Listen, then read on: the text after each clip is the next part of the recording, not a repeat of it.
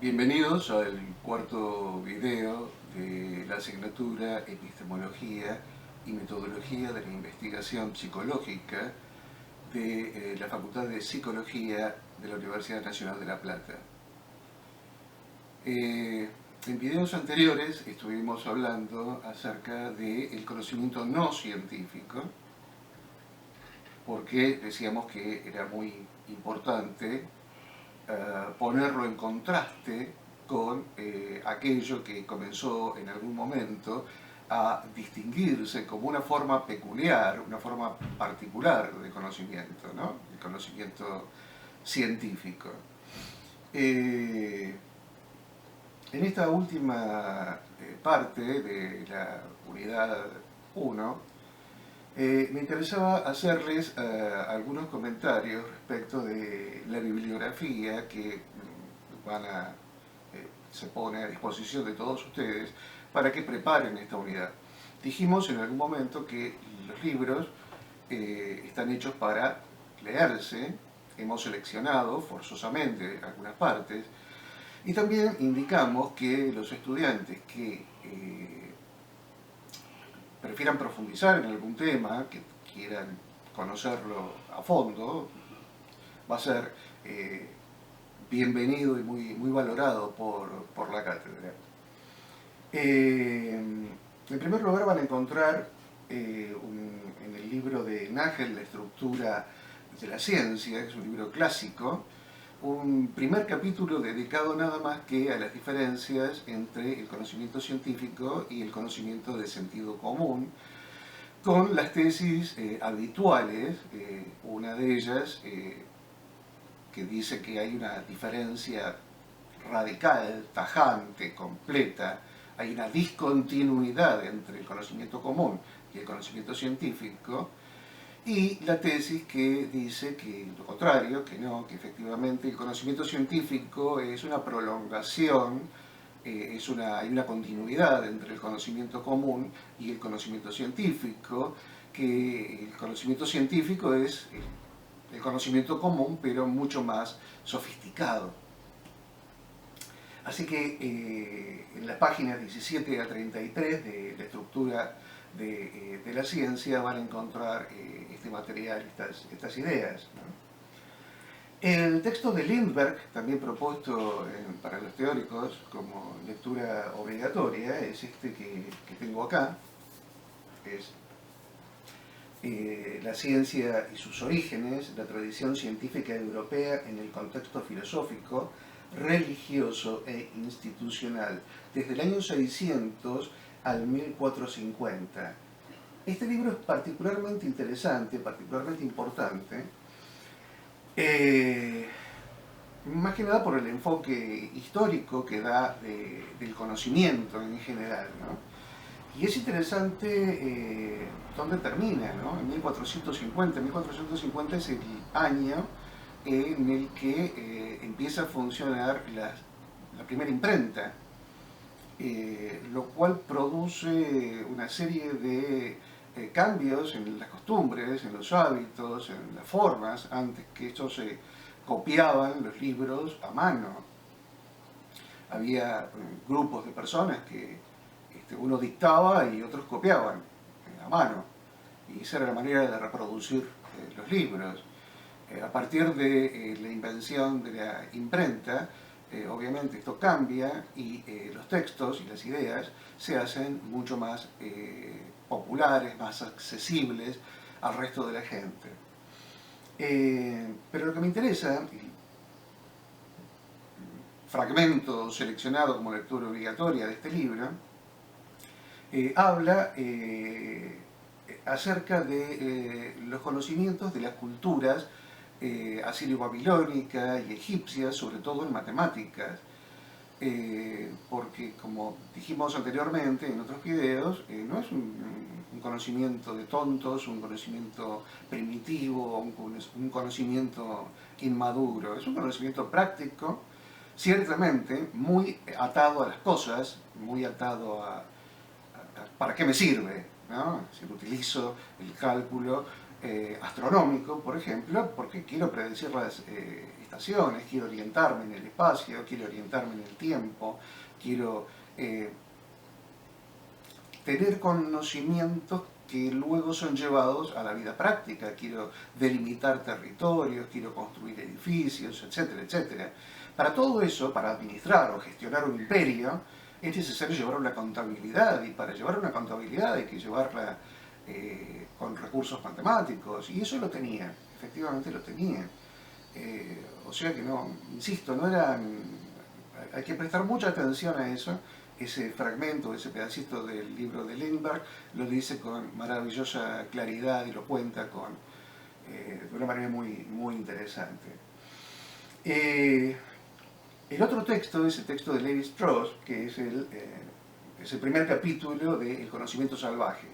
El primer capítulo del conocimiento salvaje en Levi-Strauss hace un repaso acerca de, trata de dar razón de alguna manera, de los conocimientos de pueblos llamados, entre comillas, insisto, primitivos, en este caso del Brasil, que hizo sus estudios allí, y muestra cómo cada pueblo, cada comunidad, tenía no solamente conocimientos matemáticos, sino conocimientos botánicos, zoológicos, y esta clasificación de botánica y zoología venía dada por los conocimientos de Levi-Strauss y por lo que ya estaba constituido en la época de Levi-Strauss como ciencia o como conocimiento científico.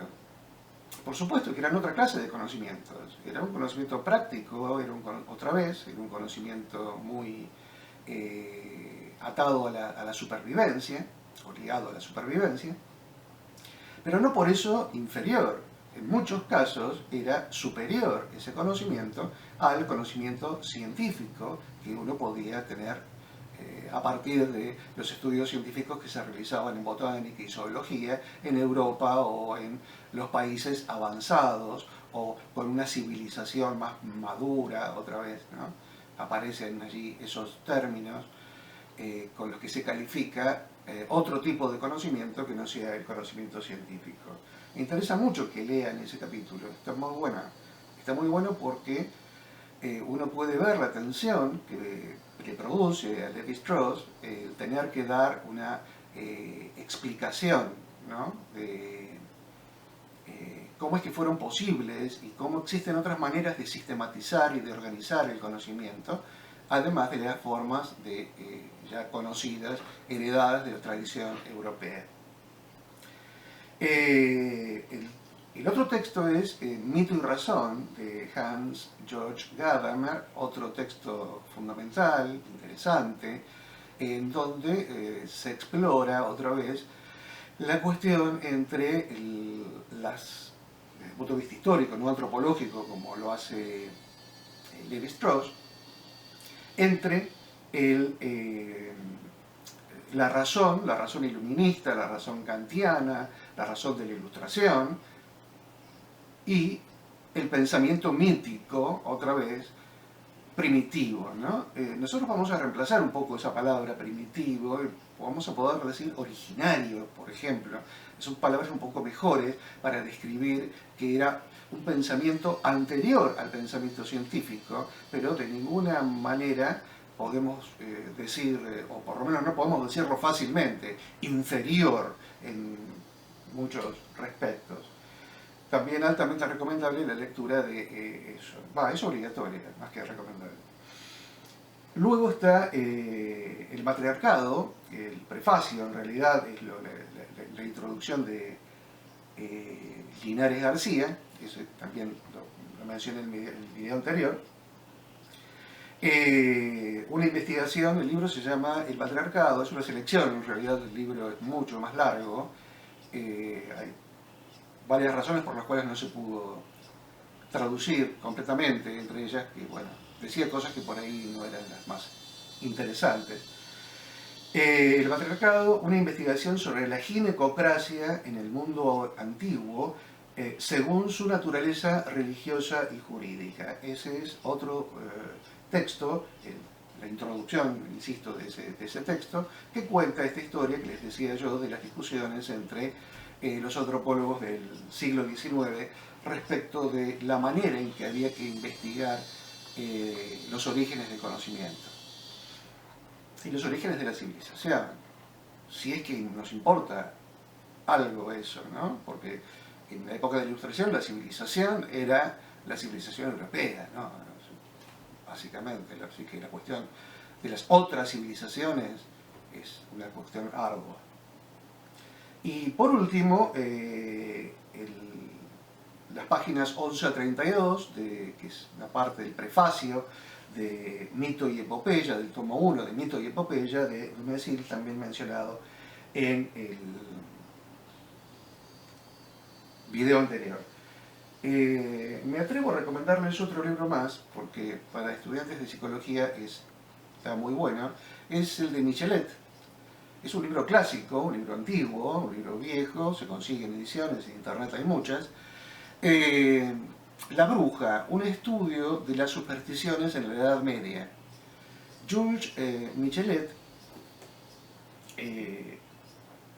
es un autor que es famoso por una historia de Francia que escribió, es un gran historiador. Pero este libro es precioso, es hermoso, porque cuenta de una manera muy poética y desde una perspectiva, desde el propio pueblo europeo, lo que era vivir en la Edad Media y lo que significaban las brujas en la Edad Media frente al poder de la Iglesia. Les decía que me encantaría que pudiera hacer grupos para estudiar la cuestión de las brujas, porque juntamente con la peste negra, juntamente con otros procesos como hambrunas, como crisis sociales y demás, fueron el marco en el cual nace la ciencia moderna en el siglo XVII.